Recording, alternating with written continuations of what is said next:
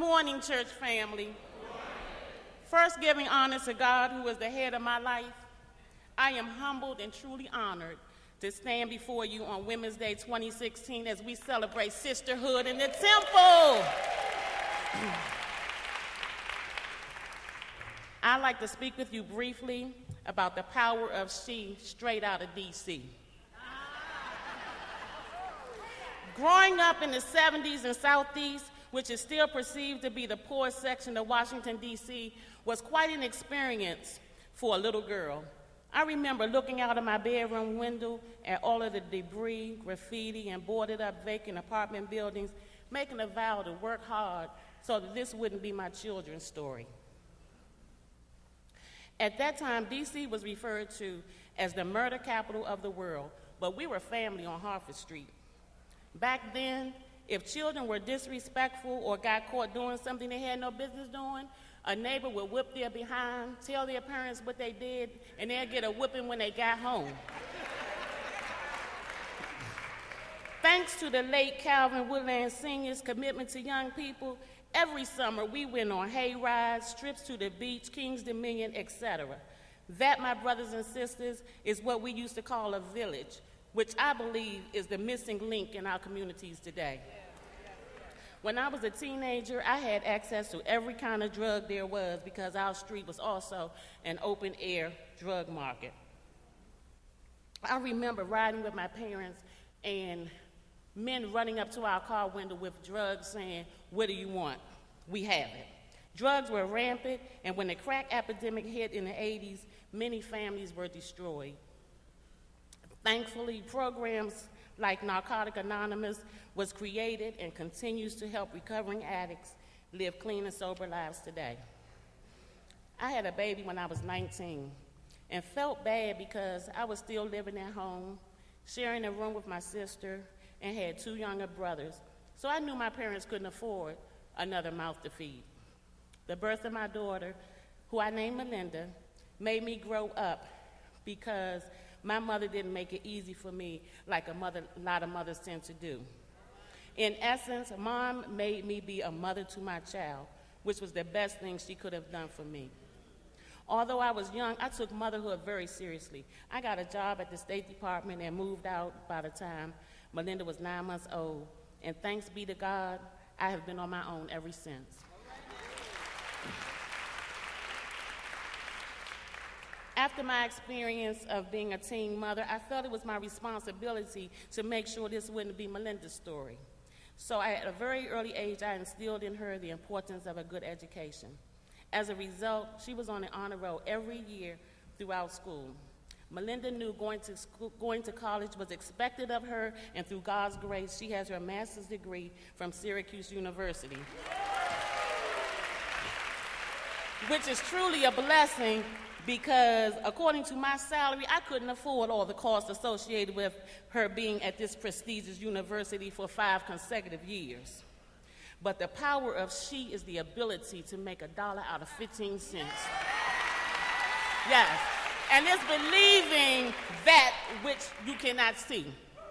When Melinda was entering high school for the first time in my adult life, I didn't have to rush home for work. I had a lot of idle time and found myself in places I had no business being, doing things I had no business doing. I was moving fast, but yet going nowhere.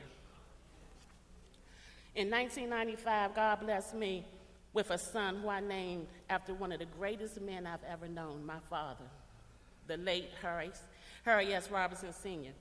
My son, who I affectionately call Lucky, foolishly nicknaming him this because I used to say, if I ever had another child, they would be lucky to be here. But as I grew in the Word,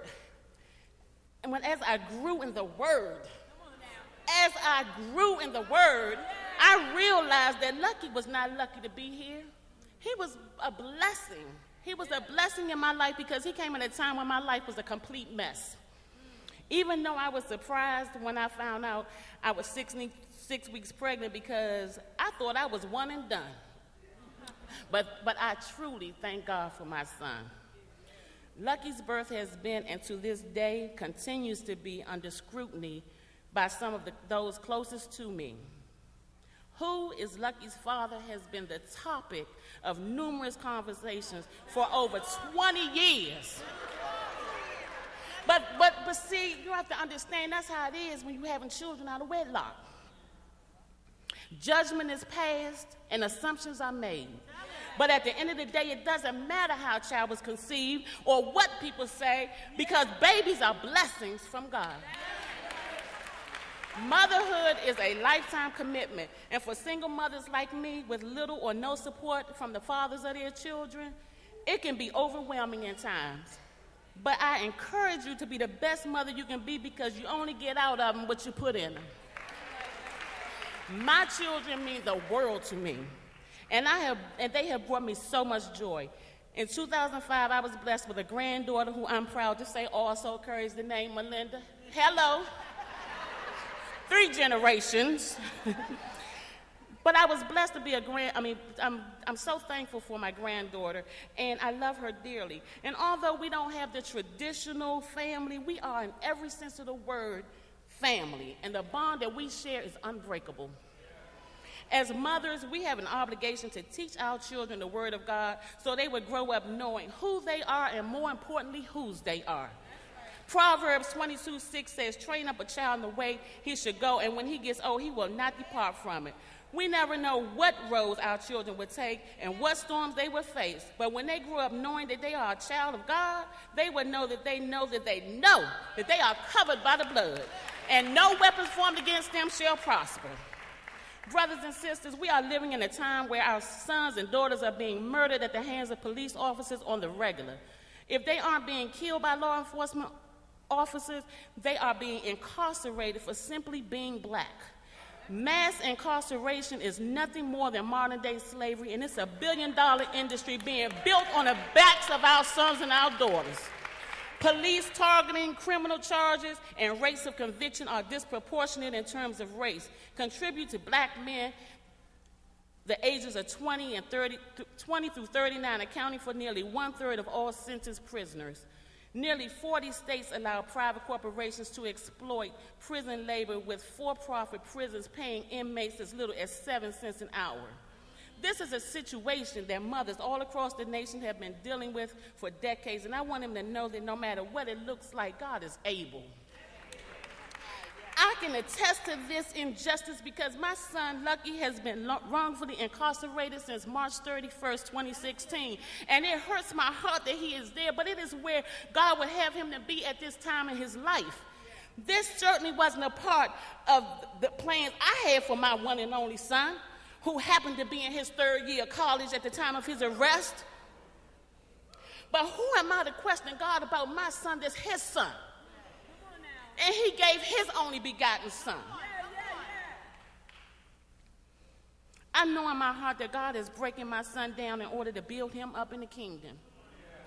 He is building his character and stretching his faith.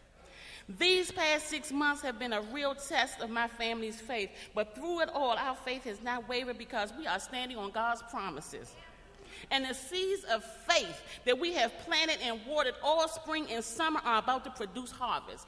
Eyes have not seen and ears have not heard about what God is going to do and how he is going to use Lucky's story for his glory. The enemy came to steal, kill, and destroy my son. But what he meant for his bad, God is working it out for his good. I'm excited about where God is going to take us after this. I thank God for the breakthrough that's coming any minute, any moment, any day. It's coming. I thank him for moving the mountain and breaking the chains. I thank him for renewing, restoring, and in his time reuniting my family. Yes. No matter what you've gone through, I want you to know that dreams do come true. And when you believe it, you will achieve it. I've never been to college, but there was an author inside of me that was destined to come out. For years, I doubted my abilities to write a book. But in 2004, I had a conversation with my dad and confided in him that I had a desire to write a book. He asked me what would the book be about. And I told him about teen pregnancy because 12 and 13-year-old babies are having babies. My dad looked at me and he said, well, kid, if anybody can do it, you can. And I say, go for it. that night I wrote my first chapter. And I want you to know, my sisters and brothers, that you can do whatever it is that you want to do as long as you believe in yourself. In 2005, a year after my dad made his transition, my first book, Motherhood, What You Don't Know, was released. This book was written to educate young girls about what it really means to be a mother, in an attempt to prevent them from becoming teen mothers. I also wrote this book in a way to encourage and empower teens who are mothers, so that they will know that they can still reach their goals and dreams, and they can be who God intended for them to be. They just have to work hard at it. My follow-up book in 2007, Fatherhood, What You Ought to Know, was written because whenever teen pregnancy is addressed, the focus is primarily on the girls, but boys are just as responsible. We need to educate them so they will know what not to do. It is not okay. It was not okay for their fathers to leave them, and it's certainly not okay for them to leave the babies that they're making. My third book, Mistaken Identity, released in 2014, is the story of a financially stable 33-year-old single woman who had a fetish for bad boys, and she gets caught up in the web of lies and deceit. And whoa, sounds familiar, right? Yeah, so I'm going to leave that right there. But when I was invited to speak today, I didn't know what I was going to say, but after praying and meditating about it, God told me to tell my story, which is exactly what I've done. I want to encourage young mothers here today to love their babies no matter what the situation, and remember to keep God first, and they will rise above their current circumstances, because trouble does not last always. In closing, I'd like to break down my interpretation of the word woman. W is for the warrior in us that enables us to stand in the gap for our families. O is for omnipotent, for the unlimited power that we as women possess. M is for merciful, for we are forgiving, compassionate, and kind creatures. A is for the amazing way God uses us to bring life into the world. And N is for necessary, because, sisters, that's what we are. We're necessary. Huh.